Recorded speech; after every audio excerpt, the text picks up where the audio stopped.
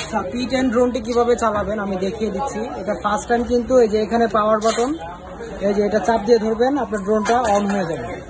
On হয়ে যাওয়ার পর এটাকে নিচে রাখবেন, রাখার পর এই যে রিমোটটা অন করবেন। এই যে এখানে চাপ দিয়ে ধরবেন, রিমোটটা অন হয়ে যাবে। অন হওয়ার পর দেখবেন লাইট লাফাইতেছে। এবার এটাকে এটার সাথে কানেক্ট করার জন্য এই যে বাম হাতের যে একটা সামনে এবং পিছনে ধাক্কা দিবেন, সামনে পিছনে এটা কানেক্ট হয়ে যাবে। কানেক্ট হওয়ার পর এটাকে উপরে ওঠানোর জন্য যে প্রথম এই যে এটাকে একটা সামনে প্রেস করবেন, পাখাটা স্টার্ট হলো। এখন আরেকটা সামনে প্রেস করলে এটা উপরে উঠবে। এই যে আরেকটা প্রেস করলাম, এটা এই যে